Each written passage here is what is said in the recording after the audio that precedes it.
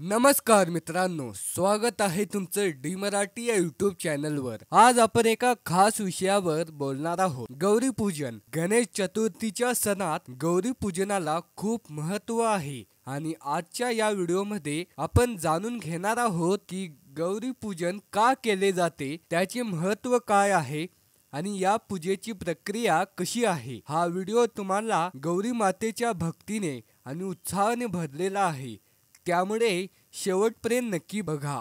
चला सुरू करूया। भाग एक, गौरी माता कोण आहेत? मित्रांनो, गौरी माता ही माता पार्वतीचं एक स्वरूप आहे। मराठी संस्कृतीत गौरीला सौभाग्य, समृद्धी आणि कुटुंबाच्या सुख शांतीचं प्रतीक मानलं जातं। गौरी माता ही गणपती बाप्पांची आई मानली जाते आणि म्हणूनच गणेश चतुर्थीच्या सणात गौरी पूजनाला विशेष महत्त्व आहे।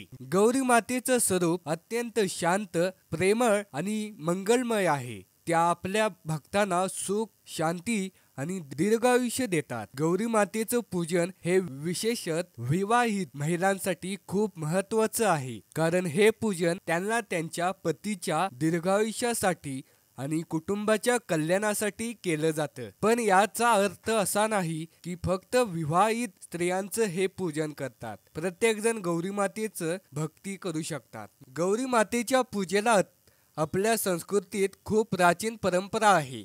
ही पूजा विशेषतः महाराष्ट्र, कर्नाटक आणि गुजरात सारख्या भागात मोठ्या उत्साहाने केली जाते। गणेश चतुर्थीच्या काळात गौरी मातेची स्थापना आणि पूजन केले जातं आणि याला गौरी आवाहन आणि गौरी विसर्जन असं म्हणतात।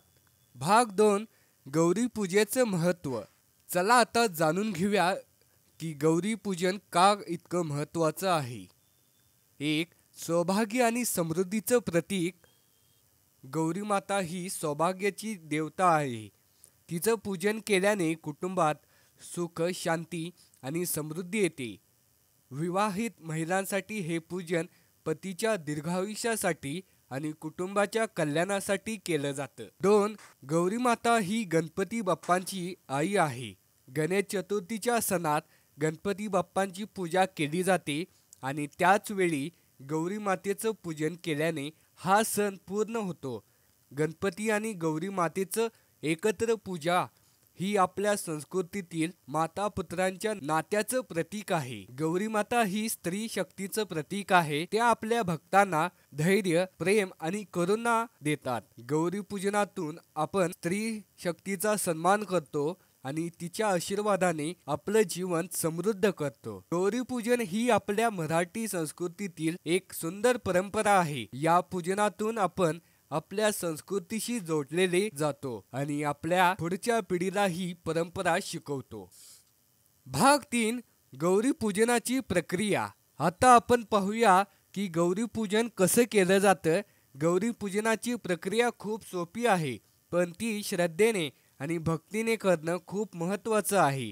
गौरी आवाहन, गौरीची स्थापना गणेश चतुर्थीच्या तिसऱ्या किंवा चौथ्या दिवशी केलं जातं। काही ठिकाणी गौरी मातेची स्थापना गणपती बाप्पांसोबतच केली जाते।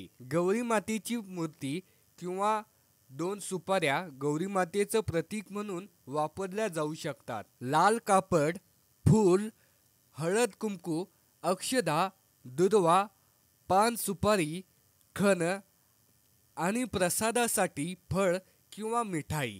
दोन, गौरी पूजन। गौरी मातेला 16 प्रकारच्या उपचारांनी षोडशोपचार पूजा केली जाते।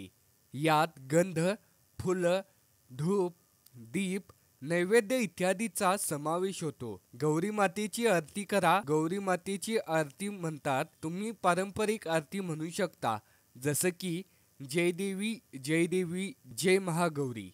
प्रसाद म्हणून खण, नारळ, फळ किंवा मिठाई अर्पण करा। तीन, गौरी विसर्जन।